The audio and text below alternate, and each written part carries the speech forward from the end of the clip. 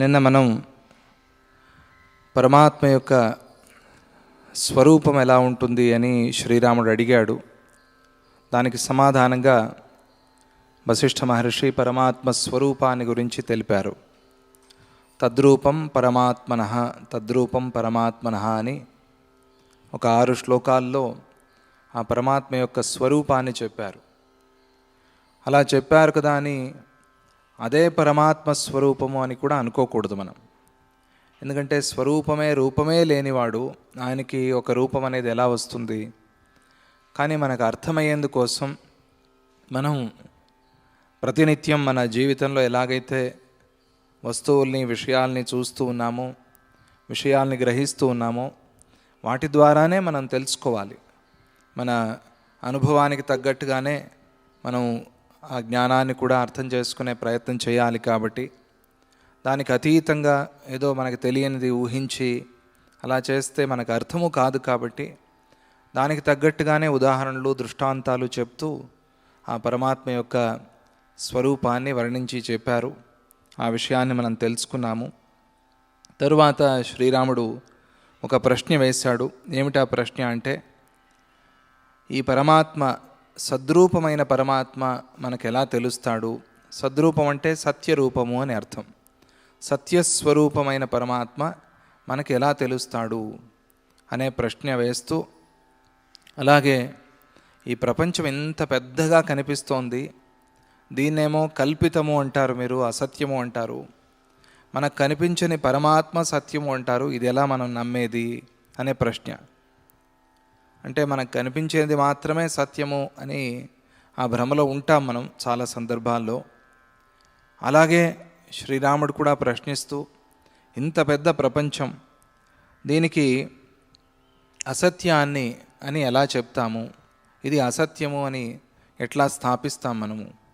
అలాగే సత్యమైన ఆ పరమాత్మ, కంటికి కనిపించని ఆ పరమాత్మ మనం ఎలా తెలుసుకునేది? ప్రమాణాలతో తెలిసేవాడు కాదు, అటువంటి ఆయన్ని మనం ఎలా తెలుసుకునేది అని ప్రశ్నించాడు శ్రీరాముడు. అప్పుడు వశిష్ఠులు వారు చెప్తారు, ఆయన పరమాత్మ అనేవాడు పూర్తిగా ప్రమాణాలకి చిక్కనివాడు అని చెప్పటం కూడా అసత్యమే అవుతుంది, తప్పే అవుతుంది. అన్ని ప్రమాణాలకి చిక్కడు పరమాత్మ. కానీ ఎవరైతే గురువచనంలో విశ్వాసంతో, శ్రద్ధతో మనస్సును ఏకాగ్రం చేసి, మనస్సును నిలిపి, ఎవరైతే భక్తిగా ఆయన వచనాన్ని వింటూ దాన్ని బాగా అర్థం చేసుకుని అనుభవానికి తెచ్చుకుంటారో, అటువంటి వాళ్ళకి ఉపనిషద్ వాక్యాలతో ఆ పరమాత్మ తెలుస్తాడు. వేదమే ప్రమాణము ఆ పరమాత్మ విషయంలో, గురువాక్యమే ప్రమాణము, మహాత్ముల అనుభవమే ప్రమాణము. వారందరూ కూడా అనుభవించి ఆ సత్య పదార్థమైన ఆ బ్రహ్మవస్తువు పరమాత్మ ఉన్నాడు అని చెప్తున్నారు. కాబట్టి అదే ప్రమాణం. దాని విషయంలో మనకి శ్రద్ధ ఉండాలి, విశ్వాసం ఉండాలి. అది ఉంటే గనక ఖచ్చితంగా బ్రహ్మదర్శనం అవుతుంది. అక్కడ శ్రీరాముడు సీతను వెతికిరండి అని చెప్పాడు. మనం లౌకికమైన ఉదాహరణే చెప్పుకుందాం, మనకు తెలిసిన ఉదాహరణే చెప్పుకుందాం, మనకు తెలిసిన కథే చెప్పుకుందాం. సీతామాతను వెతికిరండి. సీత కనిపించగా ఆయన చాలా బాధపడుతున్నాడు. వెతకడం ప్రారంభించారు. వెతికి వెతికి వెతికి ఎన్ని నెలలైనా కూడా కనిపించలేదు. సంపాతి అనే ఒక పక్షి కనిపించి, రావణాసురుడు దక్షిణ దిక్కుకి ఎత్తుకు వెళ్ళాడు, దక్షిణంలో ఉంటాడు ఆ రావణాసురుడు, అక్కడే సీతని దాచి ఉంటాడు, అక్కడికి వెళ్ళి వెతకండి అని చెప్పాడు.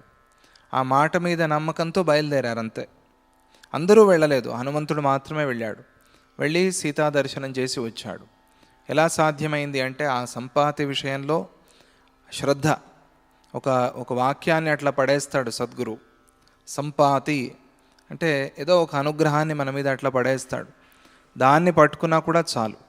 అయ్యో నాకేం ఇవ్వలేదే నా సద్గురు అని బాధపడకూడదు. ఆ ఇచ్చిన దాన్ని పట్టుకుంటే చాలు, జన్మ తరిస్తుంది అని కూడా ఆ సంపాతి అనే పదంతో మనకు అర్థమవుతుంది. ఆ సంపాతి చెప్పాడు. దాని మీద, ఆ మాట మీద విశ్వాసంతో ఆ పక్షిని నమ్మి బయలుదేరాడు. ఆంజనేయ స్వామి దర్శించి వచ్చాడు. అందరికీ ఆనందం కలిగింది. అలాగే వేద ప్రమాణం, గురువాక్య ప్రమాణం, మహాత్ముల అనుభవమే ప్రమాణం. ఆ మూడింటిని మనం తీసుకుని ఆ బ్రహ్మ వస్తువుని తెలుసుకోవచ్చు అని తెలుపుతూ, భ్రమస్య జాగతస్యాస్య జాతస్యాకాశవర్ణవత్ అత్యంతాభావ సంబోధే యది రూఢిరలం భవేత్.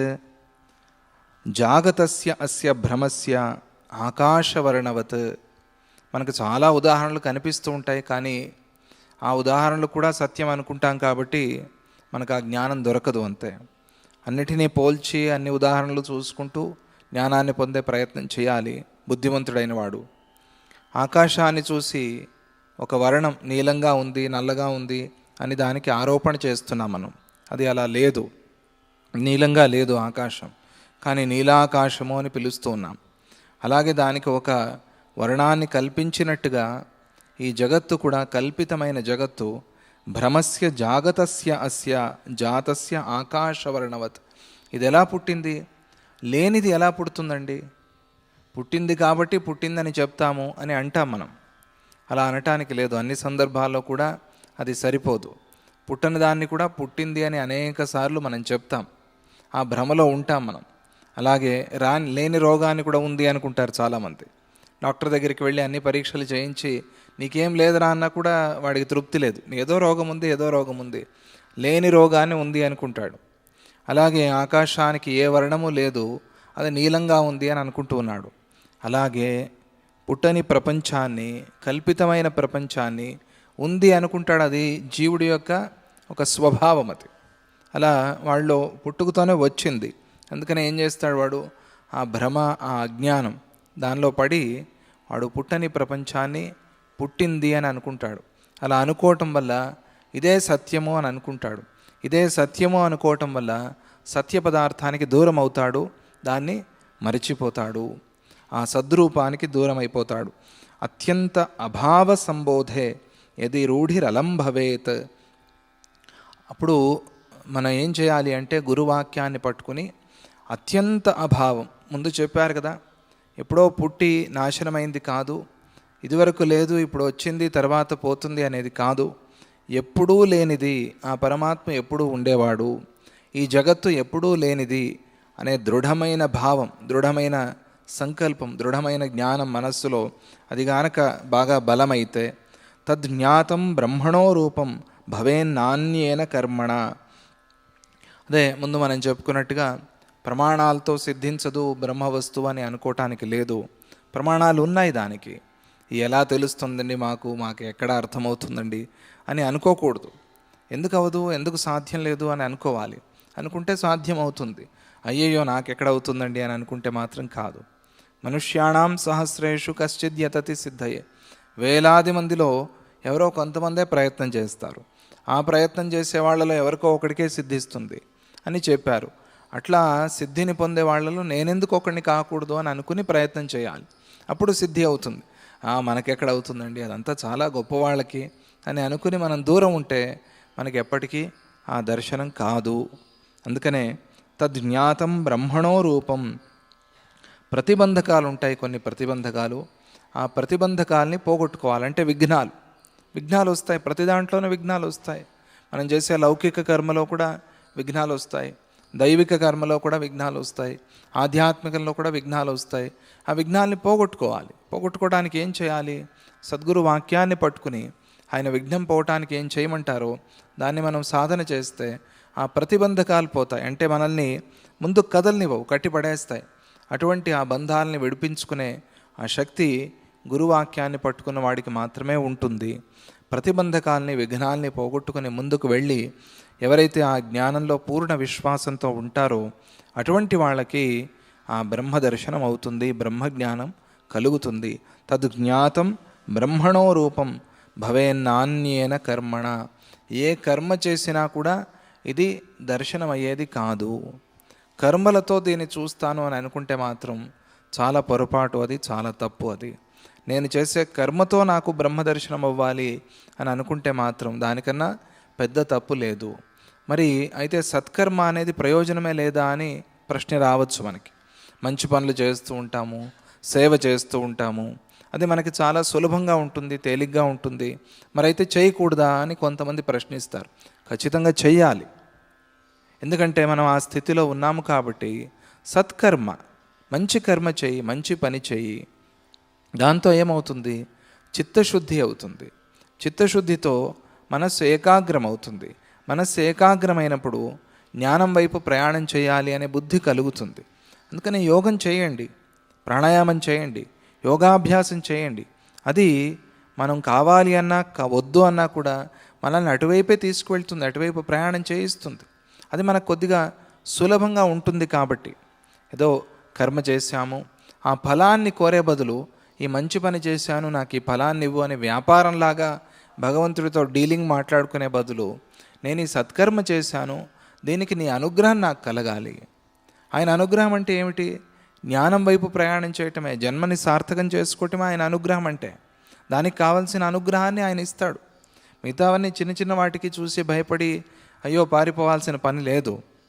అలా కాకుండా ఎవరైతే సాధన సత్కర్మ చేస్తూ ఉంటారో, సేవ చేస్తూ ఉంటారో అటువంటి వాళ్ళకి చిత్తశుద్ధితో జ్ఞానం వైపుకి ప్రయాణం చేయాలి అనే బుద్ధి కలుగుతుంది. అందుకనే కర్మతో నేరుగా కలగదు అన్నారు. కానీ కర్మ వల్ల చిత్తశుద్ధి కలిగి, చిత్త ఏకాగ్రం కలిగి, మనస్సు కుదుటపడి అప్పుడు బ్రహ్మదర్శనం అవుతుంది. అంటే డైరెక్ట్గా ఫలాన్ని ఇవ్వదు కర్మ. అంటే మంచి కర్మ చేసి నాకు బ్రహ్మదర్శనం అవ్వాలి అంటే బ్రహ్మగారు అట్లా హోమకుండ నుంచి బయటికి వచ్చి దర్శనం ఇవ్వరు. అది చాలా పొరపాటు. బ్రహ్మదర్శనం అయిపోయింది అలా కాదు. అలా కంటితో చూసేది కాదు కదా అది. ఆ రూపాన్ని కంటితో చూసే రూపం కాదు అది. దానివల్ల మనస్సు నిలుస్తుంది. నువ్వు ఆ హోమం చేస్తున్నప్పుడు, ఆ సేవ చేస్తున్నప్పుడు, ఆ మంచి పని చేస్తున్నప్పుడు మనస్సు నిలుస్తుంది. మనస్సు శుద్ధమైనప్పుడు ఆ శుద్ధమైన మనస్సులో బ్రహ్మజ్ఞానం అనేది ఉదయిస్తుంది. అందుకని అలా కర్మ ఉపయోగపడుతుంది. కానీ బ్రహ్మణ రూపం భవేన్నాన్యేన కర్మణ, ఇది అసత్యము, అది ఒకటే సత్యము అని తెలుసుకుంటే మాత్రమే ఆయన దర్శనం కలుగుతుంది. తప్పించి ఇది సత్యమే అది సత్యమే అని రెండు సత్యాలు ప్రపంచంలో ఉండవు. అలా సాధ్యం లేదు. అది మనకు తెలుసు. రెండు సత్యాలు ఎక్కడి నుంచి ఉంటాయి? అందుకనే దృశ్యాత్యంత భావతస్తు దృశ్యాత్యంత భావతస్తు ఋతేనాన్య శుభాగతి. దృశ్య అత్యంత అభావతస్తు. ఏమని అనుకోవాలి అంటే ఈ దృశ్యం అనేది మన మనస్సు నుంచి ఎగిరిపోవాలి. ఈ దృశ్యం అనేది ఉంటే ఆ పరమాత్మ దర్శనం కాదు మనకి. అది పోతేనే పరమాత్మ దర్శనం అవుతుంది. వేలాది మందిలో సద్గురువు ఉన్నా కూడా కనిపిస్తాడు. తెలియని వాళ్ళకి ఎక్కడండి అని అడుగుతారు. అదే భక్తుడికి కనిపిస్తారు. ఎలా కనిపిస్తారు అంటే మనస్సు అక్కడ నిలిచింది కాబట్టి. ఇవన్నీ ఎగిరిపోయాయి. ఈ చుట్టూ ఉన్న వాళ్ళంతా ఎగిరిపోయారు. మనస్సు అంతా ఆయన మీదే ఉంది.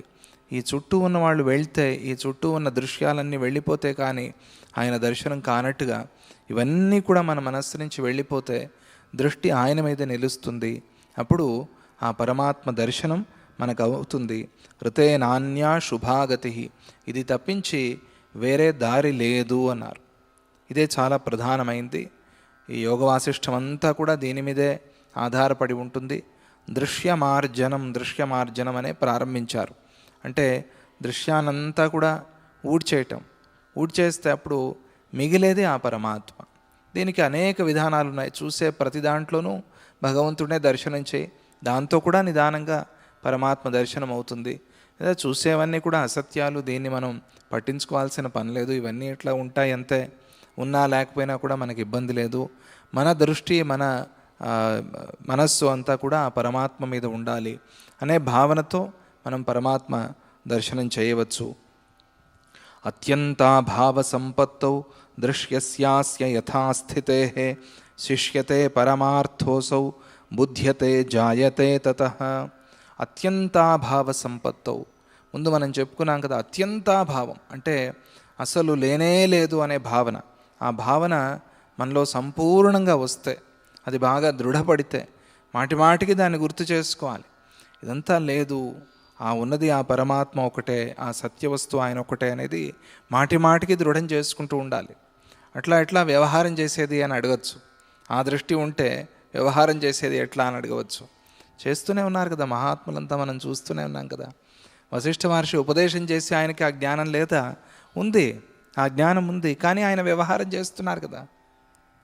మహాత్ముల్ని మనం రామావతారం, కృష్ణావతారం, ఆ అవతారాలే కాకుండా అలా మెల్లగా మన యుగానికి దిగి వస్తే ఎంతోమంది మహాత్ముల్ని ఆ స్థితిలో మనం చూస్తున్నాం. మన సద్గురువుని మనం ప్రత్యక్షంగా చూస్తున్నాం. ఆ స్థితి ఉంటుంది. అదేమి వ్యవహారం నుంచి పారిపోయి వ్యవహారాలు చేయలేకుండా ఫెయిల్ అయిపోతాము అనే బాధ అక్కర్లేదు, ఆ భయం అక్కర్లేదు. ఇంకా సులభంగా చేయగలము, ఆ శక్తి మనలో వస్తుంది. అది రావాలి అంటే అత్యంతాభావ సంపత్తౌ దృశ్యస్యాస్య యథాస్థితే శుష్యతే పరమార్థోసౌ. అప్పుడు ఆ భావన కలిగినప్పుడు ఆ పరమార్థం ఒకటే మిగులుతుంది. దృశ్య ప్రపంచం లేనే లేదు అనే జ్ఞానం కలిగితే అప్పుడు మిగిలేదే ఆ బ్రహ్మ. అజ్ఞానంతో మనం కొట్టుమిట్టాడుతున్నాం కదా, దాన్ని ఆ బ్రహ్మ జ్ఞానం అనేది నాశనం చేస్తుంది. శుష్యతే పరమార్థోసౌ. తెలుసుకోవటమే అవ్వటం అంతే, దర్శనం చేయటం కాదు. జ్ఞానం అంటే ఏమిటి? తెలుసుకోవటమే ముఖ్యం. తెలుసుకుంటే నువ్వు అది అయిపోతావు అంతే. ఇక్కడ తెలుసుకోగానే ఏదో ఒక రూపం వస్తుంది, వాళ్ళలో ఏదో ప్రకాశం వస్తుంది అని చెప్పుకున్నాం కదా, సినిమాల్లో తిరిగినట్టుగా వెనకాల ఒక చక్రం తిరుగుతుంది అలా అనుకోకూడదు. అది చాలా పొరపాటు, అది చాలా తప్పు. కానీ వాళ్ళ సన్నిధిలో ఉంటే ఏదో ఒక శాంతి ఉంటుంది, మనకి ఏదో ఒక సంతోషం ఉంటుంది, ఏదో ఒక ఆనందం ఉంటుంది. ఆ యోగి సన్నిధిలో ఉన్న, జ్ఞాని సన్నిధిలో ఉన్నా కూడా ఏదో తెలియని తృప్తి, ఆనందం ఉందండి అని అనిపిస్తుంది. అది ఎవరికి వాళ్ళకి అనుభవానికి రావాల్సింది. అది వాళ్ళు చెప్పేది కాదు, కానీ ఒక వెలుగు, ఒక తేజస్సు వాళ్ళలో మనకు కనిపిస్తుంది. అది తెలుసుకోవటమే అది అయిపోవటం అంతే. బ్రహ్మవిత్ బ్రహ్మైవ భవతి. బ్రహ్మజ్ఞానం కలిగితే బ్రహ్మే అయిపోతావు నువ్వు. ఆ జ్ఞానం కలగటమే బ్రహ్మ అవటము అంటే, ఆ జ్ఞానం కలగటము తర్వాత బ్రహ్మ అవటము అనే ప్రశ్న కాదు. జ్ఞానమే బ్రహ్మ అంతే. పరమాత్మ అంటే పరమాత్మ జ్ఞానమే. పరమాత్మ వేరే, పరమాత్మ జ్ఞానం వేరే అని కాదు. అలా ఎప్పటికీ అనుకోకూడదు. జ్ఞానమే పరమాత్మ. ఎంబీబీఎస్ డాక్టర్ అయ్యాడు అంటే ఏమిటి? ఆ ఎంబీబీఎస్లో చెప్పే ఆ సబ్జెక్ట్ జ్ఞానమే కదా, దాంతో డాక్టర్ అయ్యాడు అంతే. అటు సర్టిఫికేట్ వచ్చిందా లేదా తర్వాత ప్రాక్టీస్ చేయడానికి అవన్నీ కూడా, ఆ జ్ఞానం ఉంది అనుకోండి, వాడు డాక్టరే. జ్ఞానమే అది అంతే. పరమాత్మ జ్ఞానమే పరమాత్మ. శుష్యతే పరమార్థోసు. అప్పుడు మిగిలేది పరమార్థం మాత్రమే మిగులుతుంది. బుధ్యతే. బోధ అంటారు, జ్ఞానబోధ సభ అంటారు కదా. బోధ అంటే జ్ఞానం. దాంతో ఆ జ్ఞానం కలుగుతుంది వాడికి. జాయతే తతః. తర్వాత ఉన్నవాడు ఉన్నట్టుగానే ఉంటాడు. వాళ్ళలో ఆ మార్పు వచ్చి ఉంటుంది. ఇంకా బయటకు కనిపించకపోవచ్చు, కొన్ని సందర్భాల్లో బయటికి కూడా కనిపిస్తుంది ఆ శక్తి. వాడే బ్రహ్మ అయి ఉంటాడు. వాడికి ఆ స్థితి వస్తుంది. ఎవరికైతే ఆ జ్ఞానం ఉందో వాళ్ళకి ఆ బ్రహ్మస్థితి అనేది కలుగుతుంది. అందువల్ల ఈ ప్రపంచం అంతా ఇంత కనిపిస్తోంది కదా, దీన్ని దాటిపోయేది ఎట్లా అనే భయం మనకు అక్కర్లేదు. ఎందుకంటే మన భూమి, మన ప్రపంచము చాలా చిన్నది. మనం అనుకునే ఈ భూమి చాలా చిన్నది. దీనికన్నా చాలా పెద్ద బ్రహ్మాండాలు ఉన్నాయి. దాన్నే దాటిపోతూ ఉన్నప్పుడు ఇదెంత? అందుకనే ఆ భయం మనకి అక్కర్లేదు. న విదః ప్రతిబింబోస్తి దృశ్యాభావధృతే క్వచిన్నా ప్రతిబింబేన కిలాదర్శోవతిష్టతే. ఇది ఒక అద్భుతమైన విషయాన్ని మనకి ఇక్కడ చెప్తూ ఉన్నారు. అంతఃకరణం న విదః ప్రతిబింబోస్తి. విత్ అంటే జ్ఞానం, సంవిత్ అంటే జ్ఞానం అని చెప్పుకున్నాం కదా. విదః ఆ జ్ఞానానికి ప్రతిబింబం అనేది లేదు. అజ్ఞానానికి ప్రతిబింబం ఉంది, జ్ఞానానికి ప్రతిబింబం అనేది లేదు. ప్రతిబింబం ఉంటే కదా మనం చూసేది. మనం చెప్పుకున్నాం టన్నలు, ఈ టన్నల్లో పరమాత్మ ఇటువైపు ఉన్నాడు, అక్కడ మనస్సు తయారై ఏం చేసింది? ఇటువైపు ఈ టన్నల్లో ఒక అద్దాన్ని సృష్టి చేసుకుంది. ఆ అద్దంలో ఆ మనస్సు యొక్క ప్రతిబింబం అంతా పడి ఈ ప్రపంచమంతా ఇక్కడ చూస్తున్నాడు. చూసి ఏం చేస్తాడు? అటువైపు పరిగెత్తుతాడు. ఎంత పరిగెత్తినా కూడా ఆ పరిగెత్తడం అలాగే ఉంటుంది. అలిసిపోతూ ఉంటాడు. మధ్యలో ఒక సద్గురువు దొరికి ఎక్కడికి పరిగెత్తుతున్నావు అంటే, నేను అటువైపు పరిగెత్తుతున్నాను. అటువైపు ఏముంది? అద్దం ఉంది. అద్దానికి వేసి ఎవరైనా పరిగెత్తుతారా? అద్దం లోపలికి వెళ్ళిపోవాలి అని ఎవరైనా అనుకుంటారా? అలా అనుకోరు. అయితే ఏం చేయాలి? అయితే నువ్వు వెనక్కి ప్రయాణం చేయాలి. ఇటువైపు ప్రయాణం చేస్తున్నావే, అది వెనక్కి తిప్పుకోవాలి అన్నప్పుడు అలా వెనక్కి తిరుగుతాడు. తిరిగినప్పుడు ఏమవుతుంది? తన వైపే తాను తిరిగాడు, పరమాత్మ వైపు అప్పుడు ప్రయాణం చేస్తూ ఉన్నాడు. అలా టన్నల్లోలాగా ప్రయాణం జరుగుతోంది. ఈ అంధకారంలో, ఈ చీకట్లో ప్రయాణం జరుగుతోంది. ఆ ప్రయాణాన్ని అటువైపు తిప్పేవాడే సద్గురువు. విదః జ్ఞానానికి ప్రతిబింబం అనేది లేదు. దృశ్యాభావాదృతే క్వచిత్. దృశ్య అభావం, అక్కడ దృశ్యమే లేనప్పుడు దానికి ప్రతిబింబం ఎక్కడి నుంచి వస్తుంది? సాధ్యమే లేదు. ప్రతిబింబం ఎప్పుడు పడుతుంది? ఏదైనా ఒక వస్తువు ఉంటే కదా ప్రతిబింబం పడేది. ఆ వస్తువే లేనప్పుడు ప్రతిబింబం ఎక్కడి నుంచి వస్తుంది? క్వచిన్న ప్రతిబింబేన కిలాదర్శోవతిష్టతే, క్వచిన్న అప్రతిబింబేన. అలాగని ఇప్పుడు అద్దమైతే ఉంది కదా, దృశ్యం లేదు అన్నారు, అద్దమైతే ఉంది కదా, ఈ అద్దంలో మరి ప్రతిబింబం పడుతుంది కదా. ఏ ప్రతిబింబం పడాలి అంటే వీడు జ్ఞానాన్ని సంపాదించాడు కాబట్టి ఆ అద్దంలో పరమాత్మే ప్రతిబింబిస్తాడు, బ్రహ్మజ్ఞానమే ప్రతిబింబిస్తుంది. అంతఃకరణం, మనస్సు, ఆ మనస్సే అద్దమైంది. ఆ అద్దంలో ఈ ప్రపంచమంతా రిఫ్లెక్ట్ అవుతోంది, ఈ ప్రపంచమంతా పడుతోంది. అందుకనే ఆ ప్రపంచాన్ని చూస్తున్నాను. అక్కడ అంతఃకరణంలో పరమాత్మే పడినప్పుడు, పరమాత్మ జ్ఞానమే పడినప్పుడు దృశ్యమే లేదు కదా, రెండు కనిపించే సాధ్యం లేదు కదా. అద్దం ముందు మనం నించున్నాం, మన వెనకాలన్న ప్రపంచం అంతా కనిపిస్తుందా? అద్దంలో మనమే కనిపిస్తాం. మనం ఇటువైపు వెళ్తే అదంతా ఆ ప్రపంచం అంతా మనకు కనిపిస్తుంది. అలాగే అద్దం ముందుకి ఆ సద్గురు వాక్యంతో మనస్సుని దృఢం చేసుకున్నప్పుడు ఆ బ్రహ్మజ్ఞానం వచ్చినప్పుడు ఆ అద్దంలో కనిపించేది కూడా బ్రహ్మే దర్శనమే అవుతుంది. దృశ్యం కనిపించదు కదా, సాధ్యం లేదు కదా. ఒకవేళ పెద్ద అద్దం ఉంది అని అనుకుందాం మనం, పెద్ద అద్దం, ఆ పెద్ద అద్దంలో మనము కనిపిస్తాం, మన వెనకాల ఉన్న వస్తువులు కనిపిస్తాయి. అలా కూడా సాధ్యం అవుతుంది కదా అంటే అలా సాధ్యం లేదు ఇక్కడ. ఎందుకని అంటే ఆ ప్రతిబింబించే బ్రహ్మ ఉన్నాడు కదా, బ్రహ్మ వస్తువు, బ్రహ్మజ్ఞానం, అది ఈ దృశ్యాన్ని కాల్చివేస్తుంది, ఈ దృశ్యం లేకుండా చేస్తుంది. అది దానిలో ఉన్న విశేషం. అందుకనే ముందు దృశ్యానంతా తీసేసి బ్రహ్మనైనా ప్రతిబింబింప చేసుకో, లేకపోతే బ్రహ్మజ్ఞానాన్నే ప్రతిబింబింప చేసుకో. 2 విధానాలు ఉన్నాయి. ఈ 2 విధానాల్లో ఏదైనా పట్టుకో పర్వాలేదు, దేన్నైనా పట్టుకో పర్వాలేదు. పూర్తిగా భగవంతుడిని ఆలోచన చేస్తూ నువ్వు ఈ ప్రపంచాన్ని మర్చిపోయి ఆనందంగా సంతోషంగా ఉండు, లేకపోతే ఈ ప్రపంచంలో ఒక్కొక్కటే మైనస్ చేస్తూ, చాలా పెద్ద ప్రక్రియ అది, చాలా కష్టమైన ప్రక్రియ అది. ఎన్ని అని మైనస్ చేస్తాం? చాలా ఉన్నాయి ఈ ప్రపంచంలో. అందుకని ఆయన్ని మాత్రమే నింపుకో, దాంతో సులభం అవుతుంది, దాంతో తేలిక అవుతుంది. అలా 2 విధానాల్ని చెప్పినట్టుగా ఆ సాధన ఉపాయాల్ని ఇక్కడ మనకి ఉపదేశం చేశారు. క్వచిన్న అప్రతిబింబేన కిలాదర్శ అవతిష్టతే. అప్రతిబింబం, ప్రతిబింబం పడకుండా అద్దం ఉండదు కదా అనే ప్రశ్న కూడా వారే వేసుకుని దానికి సమాధానం అలా చెప్పారు. బ్రహ్మజ్ఞానం దాంట్లో రిఫ్లెక్ట్ అయినప్పుడు, దాంట్లో కనిపించినప్పుడు అసత్యమైన దాన్ని అది కాల్చివేస్తుంది. ఎందుకలా చెప్పారు అంటే అసత్యమైనది కాలిపోకపోతే సత్యమనేది రాదు బయటికి, అందుకనే అలా చెప్పారు. చాలా తెలివిగా చెప్పారు. అసత్యం పోతే కానీ సత్యం రాదు కదా, అది మనకు తెలపటం కోసమనే అలా విశేషంగా ఉపదేశం చేశారు. జగన్నాంనోస్య దృశ్యస్య స్వసత్తా సంభవం వినా బుధ్యతే పరమం తత్వం న కదాచన కేనచిత్. జగన్నాంనోస్య దృశ్యస్య, ఇక్కడ ఇంకా అద్భుతమైన విషయం చెప్పారు ఒకటి. పోనీ జగత్తు పుట్టింది అని అనుకుందాము. ఎట్లా పుట్టింది? ఇది స్వతంత్రంగా పుట్టిందా?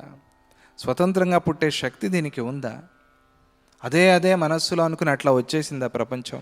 నేను రావాలి అని అనుకుని ప్రపంచం వచ్చిందా? లేదే, అట్లా సాధ్యం కాదే. ఈ స్తంభం నేనే రావాలి అనుకుని స్తంభం వస్తుందా అండి ప్రపంచంలో ఎక్కడైనా? లేదే, సాధ్యం లేదే. జ్యోతిస్తంభం వస్తుంది. ఇది 12 జ్యోతిర్లింగాల్లో సదాశివుడు కదా జ్యోతిస్వరూపంగా వచ్చినట్టుగా జ్యోతిస్తంభము అన్నారు. అది మన సిమెంట్ స్తంభం కాదు. అది సిమెంట్ స్తంభాలు తాము అనుకుని భూమి నుంచి అట్లా మొలకెత్తితే ఏమవుతుందండి మన కథ? అలా కాదే ప్రపంచం. ప్రపంచాన్ని నిర్మాణం చేసిన వాళ్ళు ఒకళ్ళు ఉన్నారు. ప్రపంచానికి నిర్మాణంతో అవసరం ఉంది. పోనీ ఆ నిర్మాణం చేసేవాడు ఆ చైతన్యమే పరమాత్మ అని అనుకోండి. స్వసత్త అసంభవం వినా, స్వసత్తా సంభవం లేదు దానికి. అంటే దాని సత్తా అంటే శక్తి, చైతన్యం, దాని జ్ఞానం, దానికే సంబంధించిన శక్తితో, దానికే సంబంధించిన జ్ఞానంతో దానికి పుట్టే శక్తి లేదు ప్రపంచానికి. వేరే ఒక శక్తిని, వేరే ఒక సత్తని అది అపేక్షిస్తోంది. అది మనకు తెలుసు, మనం చూస్తున్నాం. మరి ఎవరు దాని వెనక ఉన్నవారు అనైనా కూడా పోనీ తెలుసుకో, దాని గురించి అయినా పోనీ ఆలోచన చెయ్యి. అప్పుడు ఆ పరమాత్మ దర్శనం నీకు కలుగుతుంది. జగన్నాంనోస్య, దీనికి పేరు జగత్తు అని పేరు పెట్టారు. జగత్ అనే పేరు ఉన్న ఈ దృశ్య ప్రపంచం ఉన్నదే, దీనికి స్వసత్తా సంభవం వినా, దీనికి స్వసత్త సంభవం లేదు అని అంటే అర్థం ఏమిటి? మిథ్యా అని. ఎందుకు మిథ్యా? ఎవరో ప్రమేయం లేకుండా ఈ ప్రపంచం పుట్టదు అని చెప్పుకున్నాం. మరి ఆయనేమో పోనీ దగ్గర ఉండి ఏమైనా అన్ని కట్టి నిర్మాణం చేస్తున్నాడా? లేదు, ఆయన నిష్క్రియుడు, ఆయనకి ఏ కర్మ లేదు, ఏ వికారము లేదు ఆయనలో. అటువంటి ఆ పరమాత్మ కూర్చొని నిర్మాణం చేస్తాడా? లేదు. మరి అయితే ఎట్లా వచ్చింది ఇది అంటే నువ్వు కల్పించుకున్నావు కాబట్టి వచ్చింది ఈ ప్రపంచం. చాలా పెద్ద సైన్స్ ఇది. వేదాంతం, అద్వైతం అనేది పెద్ద సైన్స్ ఇది. ఒక సామాన్యంగా ఊరికే పురాణాలాగా చెప్పుకుంటే అర్థమయ్యేది కాదు. అది సైంటిఫిక్గానే చెప్పుకోవాలి, కానీ సైన్స్కి అతీతమైనది అది. అంతా మనశ్శాస్త్రం, జీవశాస్త్రం, బ్రహ్మశాస్త్రం అన్నీ కూడా దీంట్లో కలిసి ఉంటాయి. వేదాంతంలో లేని విషయం లేదు దీంట్లో. ఎందుకంటే అన్నీ వెళ్ళి అక్కడికే ఆ నదులన్నీ చేరినట్టుగా అన్నీ వచ్చి చివరికి ఆ బ్రహ్మలోనే చేరుతాయి కదా. అన్నీ కలిసి ఉంటాయి ఒక మహాసాగరంలాగా. అలాగే ఇక్కడ చెప్తున్న విషయం కూడా స్వసత్తా సంభవం వినా బుధ్యతే పరమం తత్వం న కదాచన కేనచిత్. అందుకనే ఈ ప్రపంచాన్ని మిథ్యా కల్పితము అని అనుకోవటం తప్పించి బ్రహ్మజ్ఞానానికి వేరే దారి లేనే లేదు తీర్మానం చేసి చెప్పారు. వేరే దారి లేదు. బుధ్యతే పరమం తత్వం నా కదాచన. ఎన్ని యుగాలైనా నువ్వు పోరాడు, ఎన్ని యుగాలు పోరాడినా కూడా ఈ ప్రపంచాన్ని సత్యం అనుకుని నీకు బ్రహ్మ దర్శనం కాదు. ఈ ప్రపంచ దర్శనమే అవుతుంది. దానివల్ల వచ్చే ఫలాలు, లౌకికమైన ఫలాలు, దాని గురించి నేను మాట్లాడటం లేదు ఇక్కడ. మనం దాని గురించి చెప్పుకోవటము లేదు. సిద్ధులు, ఆ మహిమలు, వాటి గురించి మనం మాట్లాడటమే లేదు. మనం సత్య పదార్థము, ఆ బ్రహ్మ వస్తువు, బ్రహ్మజ్ఞానము, బ్రహ్మ దర్శనము అనే దాని గురించి మాత్రమే మాట్లాడుతున్నాం. దాన్ని మర్చిపోకూడదు ఎప్పుడు. దాన్ని పక్కన పెట్టి మిగతా ఆలోచన చేస్తే అది ఎగిరిపోతుంది. బుధ్యతే పరమం తత్వం నా కదాచన కేనచిత్. ఎవరైనా సరే ఈ దృశ్య ప్రపంచాన్ని సత్యం అనుకుని సాధన చేసేవాళ్ళు ఎవరైనా సరే, ఎటువంటి వాళ్ళైనా సరే, ఎన్ని యుగాలు తపస్సు చేసినా సరే వాళ్ళకి బ్రహ్మజ్ఞానం అనేది కలగదు. ఆ రూపదర్శనం అవుతుందేమో. అందుకనే మహాత్ముల చరిత్రలో ధ్రువోపాఖ్యానం ఉందనుకోండి. ఆయన ముందు మనస్సులో దర్శనం చేశాడు. మనస్సులో ఏ రూపం దర్శనం అయిందో అదే రూపం ఆయనకి బయట కూడా దర్శనం ఇచ్చింది. ఆ మనస్సులో కలిగిన రూపాన్ని మహావిష్ణువే వచ్చి దాన్ని పక్కకి తీసేసి ఎగరగొట్టేసి ముందు వచ్చి మళ్ళీ అదే రూపంలో కనిపించాడు. కళ్ళు తెరిచి ఈ రూపాన్నే కదా నేను మనస్సులో దర్శించాను అనుకున్నాడు. అనుకుని అయితే ఈ రూపం నా మనస్సులో ఉందా బయట ఉందా అని ఆలోచన చేశాడు. అప్పుడు అర్థమైంది నా మనస్సులోనే ఉంది అని. అయితే నా మనస్సు ఏమిటి అని ఆలోచన చేశాడు. ఇవన్నీ అక్కడ చెప్పలేదు, వ్యాఖ్యానంలో చెప్తారు, భాగవతంలో చెప్పలేదు. భాగవతంలో భక్తి ప్రధానం కాబట్టి భక్తి గురించి మాత్రమే చెప్పారు అక్కడ. అలా బుధ్యతే పరమం తత్వం నా కదాచన కేనచితు, ఎప్పటికీ కూడా సాధ్యం కాదు అని చెప్పంగానే శ్రీరాముడికి ఒక అద్భుతమైన ప్రశ్న వచ్చింది. ఆ ప్రశ్న మనకు కూడా కలుగుతూ ఉంటుంది. దాన్నే శ్రీరాముడు ప్రశ్నించాడు. ఎలా ప్రశ్నలు వేయాలి అని కూడా శ్రీరాముడితో నేర్చుకోవాలి మనం. ఆయన అంటాడు, ఇయతో దృశ్యజాతస్య బ్రహ్మాండస్య జగత్స్థితే మునే కథమసత్తాస్తి క్వమేరు సర్షపోదరే. అయ్యా మీరేమన్నారు, ప్రపంచమే లేదు అంటున్నారు కదా. ఇంత పెద్ద ప్రపంచం కనిపిస్తోంది, ఒకటా రెండా?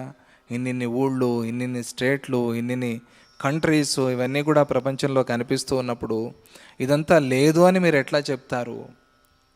లేదు అని ఒకే ఒక మాటలో చెప్పి ఇదంతా కూడా లేదు అని భావన చెయ్యి, ఆ బ్రహ్మని జ్ఞానం చెయ్యి, బ్రహ్మని భావన చేసి బ్రహ్మజ్ఞానాన్ని పొందు అని మీరు చెప్తున్నారు కదా. ఇయత అనటంలో విశేషం ఉంది. ఇంత పెద్దది, ఇంత పెద్ద బ్రహ్మాండాన్ని లేదు అని మీరు అంటున్నారు. ఒక భూమే కాదు, భూమిని దాటి వెళ్ళిన తర్వాత ఎన్నో లోకాలు ఉన్నాయి. సూర్యమండలం తర్వాత ఎన్నో లోకాలు. ఈ లోకాలన్నీ కలిపితే ఒక పెద్ద బ్రహ్మాండము, ఒక కోడిగుడ్డులాగా తయారవుతుంది అంటారు. దాని బయటికి వెళ్తే ఇంకా అటువంటి బ్రహ్మాండాలు, కోట్లాది బ్రహ్మాండాలు, అనేక కోటి బ్రహ్మాండ జనని అంటారు కదా అమ్మవారిని. అలాగే ఇన్ని బ్రహ్మాండాలు ఉన్నాయి కదా. ఇవన్నీ మనం చూస్తున్నామో చూడట్లేదు అది వేరే విషయం, కానీ ఉన్నాయి అని శాస్త్రాలు చెప్తున్నాయి కదా. మరి ఇవన్నీ కూడా కల్పితాలే అని ఎట్లా చెప్తారు మీరు? ఇది నాకు చాలా విచిత్రంగా ఉంది. ఇది నమ్మటానికి అసాధ్యంగా ఉంది. ఇది కనిపిస్తున్న ఇంత ప్రపంచాన్ని లేదు అనేసి మీరు కనిపించని దాన్నే ఉంది అని చెప్తున్నారే, ఇది చాలా విచిత్రంగా ఉంది. ఇది అందరికీ కలిగేదే ప్రశ్న. ఇయతః జగతః అస్య దృశ్యజాతస్య బ్రహ్మాండస్య జగత్స్థితేః. అది మాత్రమే కాదు, మునే కథం అసత్తా అస్తి, ఇది లేదు అని మీరు ఎట్లా చెప్తారు? అది మాత్రమే కాదు, క్వ మేరుహు సర్షపోదరే, మీరేమంటున్నారు అంటే ఒక చిన్న ఆవగింజ తెలుసు కదా, చిన్న ఆవగింజలో మేరు పర్వతమందా ఉంది అని ఎవరైనా చెప్తారా ప్రపంచంలో? అది ఎక్కడైనా సాధ్యమవుతుందా? నా సూట్ కేసులో భూమినంతా చుట్టేసి పెట్టేశానండి అని ఎవరైనా అంటే దాన్ని నమ్ముతామా మనం? అది నమ్మేలాగా ఉంటుందా? సుసూక్ష్మమైన పరమాత్మ, ఆ సుసూక్ష్మమైన పరమాత్మలో సూక్ష్మాతి సూక్ష్మం అంటామే, అలా సూక్ష్మాతి సూక్ష్మమైన ఆ పరబ్రహ్మలో ఇంత స్థూల రూపంగా కనిపిస్తున్న ఈ జగత్తు ఎట్లా ఉంటుంది? అది ఎట్లా సాధ్యమవుతుంది? దాన్ని నాకు చెప్పండి అనే ప్రశ్న అది, అద్భుతమైన ప్రశ్న అది. శ్రీరాముడికి ఆ అనుమానం కలిగింది. ఆ బ్రహ్మలో అధ్యస్థం అంటే మనం చెప్పుకున్నాం కదా, అతస్మిన్ తద్బుద్ధి అని వెనకాల చెప్పుకున్నాం. మళ్ళీ గుర్తు చేస్తూ ఉంటాను అప్పుడప్పుడు, ఎందుకంటే కొత్త వాళ్ళు ఉంటారు, మర్చిపోతూ ఉంటారు. అది కాని దానిలో అది అనే భ్రమ. అది కాదు, దాన్ని ఎట్లా చూడాలో అట్లా చూడకుండా వేరే రకంగా చూస్తూ ఉన్నాం. ఒక తాడు ఉంది, తాడుని పాము అనుకున్నాం, తాడులో పాముని అధ్యాసం చేశాం. ఇది దాని యందు అది కాని జ్ఞానం, అసత్య జ్ఞానం. సత్య జ్ఞానాన్ని చూడక అసత్య జ్ఞానాన్ని చూడటం, దాన్ని అధ్యాస అంటారు. అలా ఆ బ్రహ్మలో ఈ ప్రపంచాన్ని ఎలా అధ్యాస చేశాము? బ్రహ్మేమో సూక్ష్మం. ఎవరైనా చిన్న గింజ చూసి కొండ అనుకుంటారా? లేదు కదా. కొండను చూసి కొండ ఉందే అని అనుకుంటారు, ఆవగింజను చూసి ఆవగింజ అనుకుంటారు. చిన్న ఆవగింజలో కొండ కనిపించదు కదా అని మనం అనుకుంటాము, కానీ అది పొరపాటు. అలా కూడా కనిపిస్తుంది, అలా కూడా కొన్ని సందర్భాల్లో అవుతుంది. ఎలా అవుతుంది అని చెప్పిన, భూతద్దం ఉంది, ఒక ఆవగింజ మీద భూతద్దం పెట్టారనుకోండి, ఆ భూతద్దాన్ని మనం నేరుగా చూపించకుండా వీడియో తీసి ఆ వీడియోని చూపించారనుకోండి, ఆ ఆవగింజే ఒక పర్వతంలాగా కనిపిస్తుంది. ఎఫెక్ట్స్ అంటారు కదా, ఎఫెక్ట్స్ వేస్తే వాడు చిన్న రాయి, ఆ చిన్న రాయి మీదే పర్వతంలాగా చూపిస్తాడు వాడు. ఎఫెక్ట్, అది నిజం అనుకుంటాం మనం, సత్యం అనుకుంటాం. అలాగే ఈ మధ్య ఒక వీడియో చూశాను, మీరు కూడా చూసే ఉంటారు. దూరంగా ఇద్దరు యువకులు మొత్తం ఆ బైకర్స్ వేసుకుంటారు కదా, డ్రెస్ అంతా వేసుకుంటూ ఉంటారు. చూసారా మీరు? హెల్మెట్ పెట్టుకుని, గ్లౌజ్ వేసుకుని, ఈ నీ క్యాప్లన్నీ వేసుకుని దూరంగా వాళ్ళు అలంకారం అంతా చేసుకుంటూ ఉంటారు. బాగుంది. వాళ్ళకి ఇంకా దూరంగా 2 బైకులు కనిపిస్తూ ఉంటాయి, 2 పెద్ద బైకులు కనిపిస్తూ ఉంటాయి. వాడు వీడియోలో చూపిస్తాడు, వాడు అలంకారం అంతా చేసుకుని ఇట్లా వస్తారు, వచ్చి చిన్న బొమ్మలవి చేత్తో పట్టుకుని వెళ్ళిపోతారు. మనం అనుకుంటాము వీడు బైకర్లాగా అంత డ్రెస్ వేసుకుని ఆ బైక్ తోలుతూ వెళ్తాడేమో అని. దూరంగా అలాగే కనిపిస్తుంది మనకి. మనం చూసి ఎంత పెద్ద బైక్లు ఇవి, వీళ్ళు ఎట్లా తోలుతారో, ఎంత స్పీడ్లో తోలుతారో చూద్దామో అని అనుకుంటూ ఉంటాం మనం. వాళ్ళు వచ్చి ఆ బైకులు ఇట్లా చేత్తో పట్టుకుని ఆహాహా నవ్వుతూ మనకి చూపించి వెళ్ళిపోతారు. అంటే పిచ్చివాడా నువ్వు, ఇట్లా అయిపోయావు అని అలా అనుకుంటాం మనం. చిన్న వస్తువులు పెద్దగా కనిపించవు అని అనుకోవటం కూడా తప్పే, అది కూడా భ్రమే. అలా మనం ఈ కాలంలో కనిపించే ఉదాహరణలు కూడా మనం ఎన్నో చెప్పుకోవచ్చు. అన్నిటినీ కూడా మనకు కావాల్సిన వైపు మనం మళ్ళుకోవాలి. అట్లా మళ్ళించుకున్నప్పుడే మన జ్ఞానం పెరుగుతుంది. మనం చూసేవి, వినేవి, మన అనుభవాలు ఇవన్నీ కూడా మనకి దేని మీద దృష్టి ఉందో, ఏది మనం సాధించాలి అనుకున్నామో దాని వైపుకు మళ్ళించి దానికే ఉదాహరణ చేసుకోవాలి.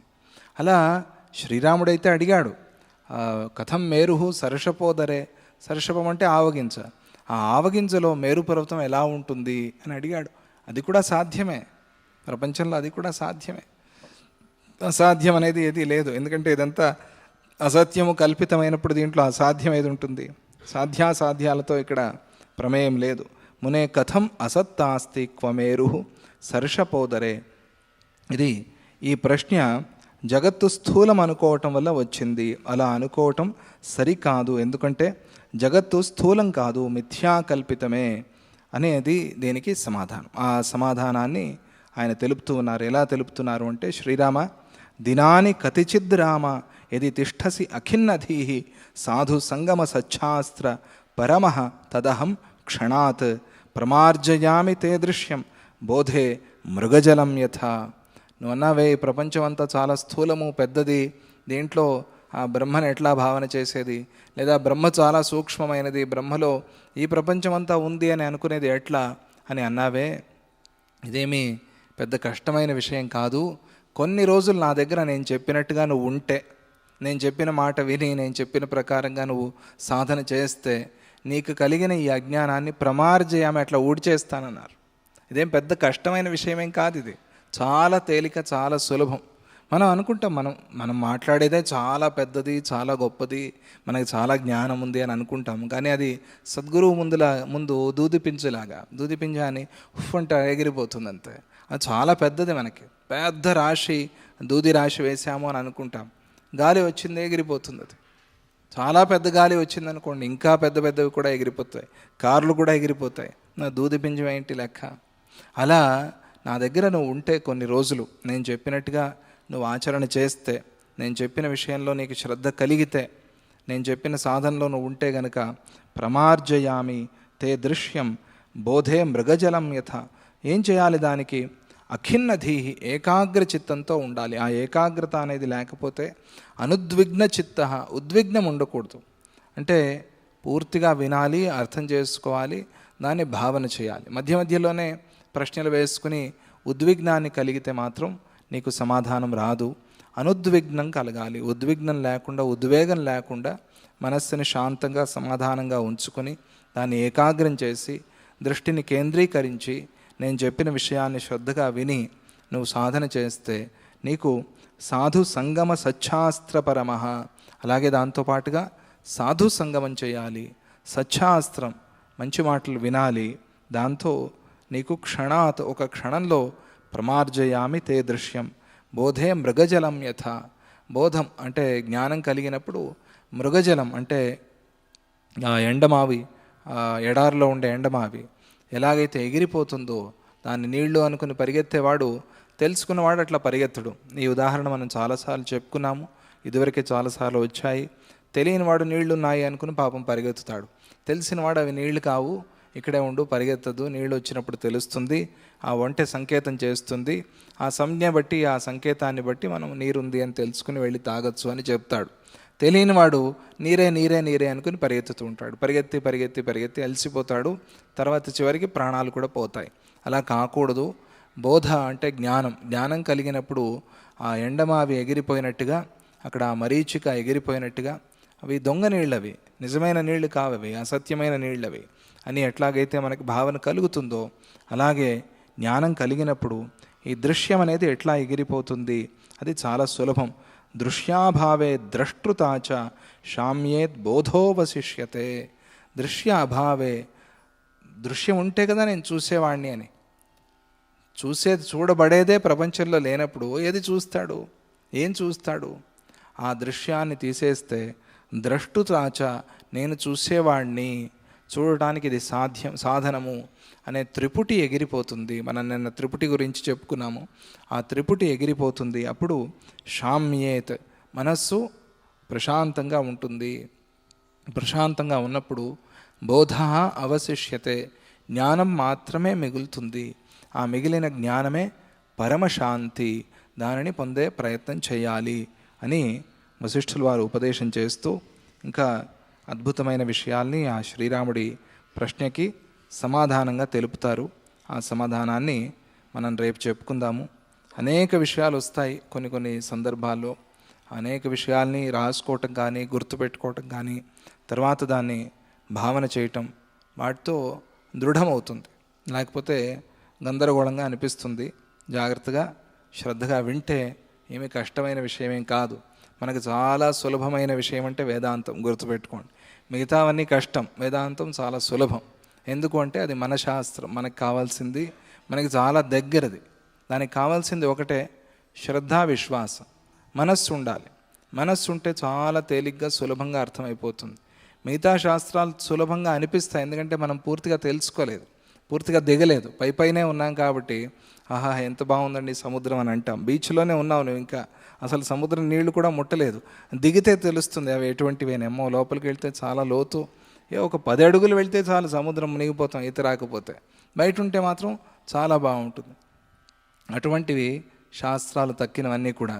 వేదాంతం చాలా సులభమైంది, సంతోషమైంది, ఆనందదాయకమైంది. దాంట్లో ఉన్న సుఖం వేరే వాటిలో లేదు, ఎందుకంటే అక్కడ శ్రమ లేదు. మిగతా వాటిలో శ్రమ ఉంది. వేదాంతంలో, బ్రహ్మజ్ఞానంలో శ్రమ లేదు. శరీరానికి శ్రమ లేదు, మనస్సుకి శ్రమ లేదు, బుద్ధికి శ్రమ లేదు.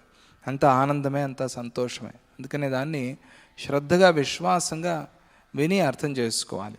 అవి రెండు చాలా ముఖ్యమైనవి. దాన్ని వృద్ధి చేసుకోండి, గురుభక్తిని పెంచుకోండి. గురువు అనుగ్రహంతో మీకు అందరికీ ఆ విషయాలన్నీ కూడా పూర్తిగా తెలియాలి అని చెప్తూ